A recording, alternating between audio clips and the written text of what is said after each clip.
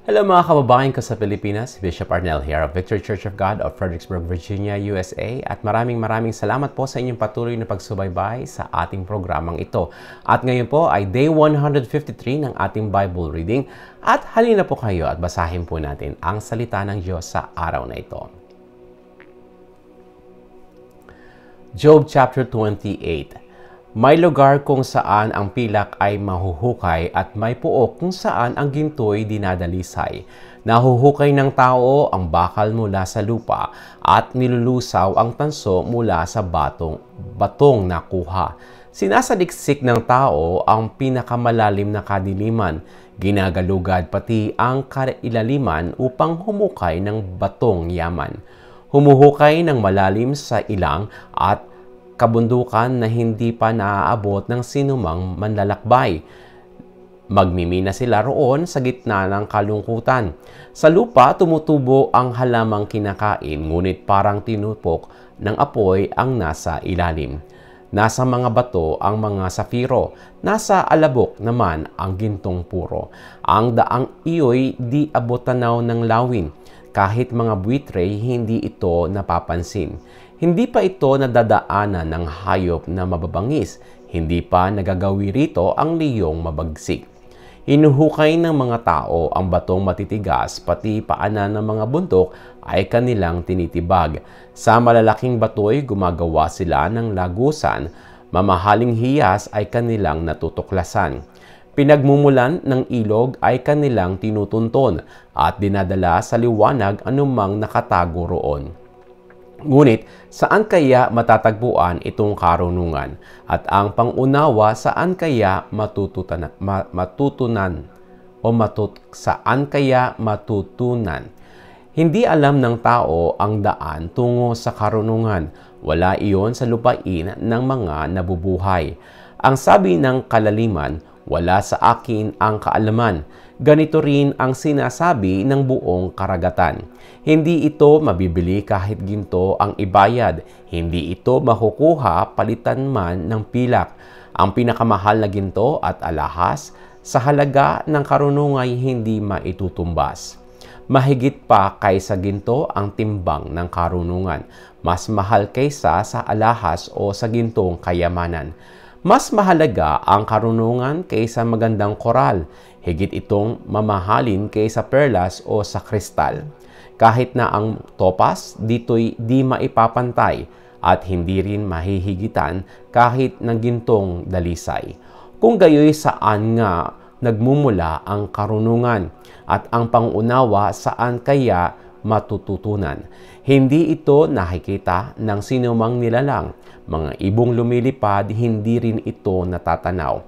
Kahit ang pagkawasak at kamatayan ay nagsasabing ang narinig nila'y mga sabi-sabi lamang. Ngunit tanging ang Diyos lang ang siyang nakakaalam kung saan naroroon ang tunay na karunungan. Pagkat nakikita niya ang bawat sulok ng daigdig, natatanaw niyang lahat ang nasa ilalim ng langit. Ang hangin ay kanyang binigyan ng bigat. Ang karagatan ay itinakda niya ang sukat.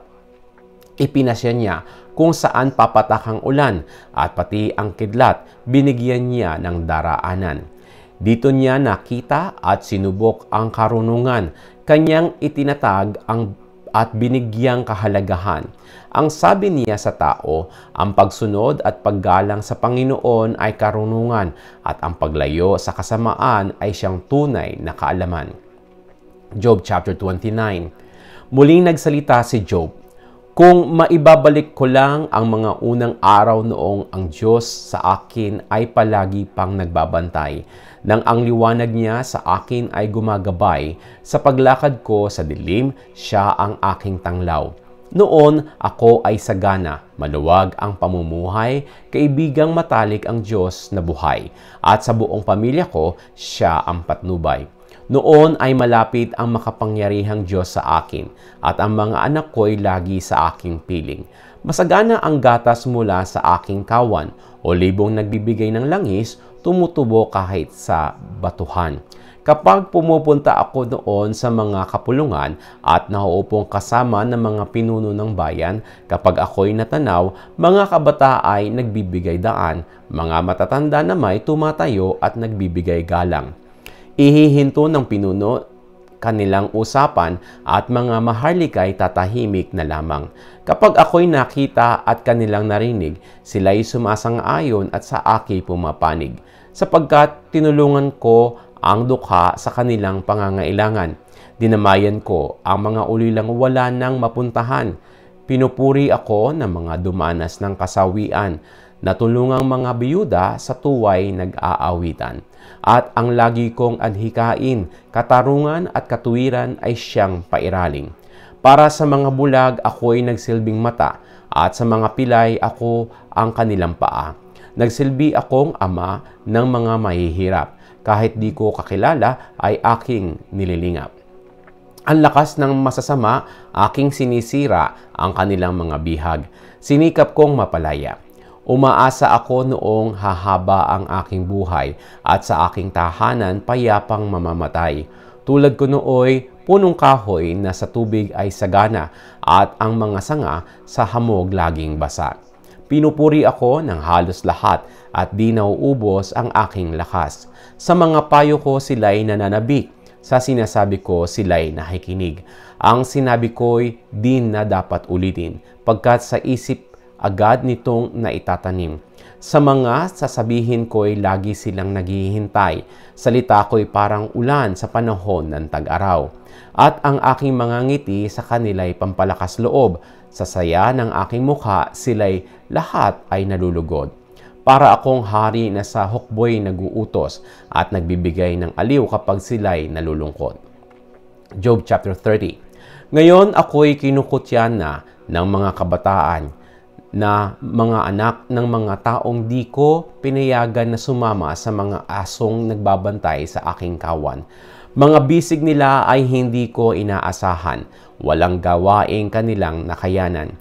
Sa gitna ng gutom at ng kasalatan, kanilang kinakain mga tuyong ugat sa ilang.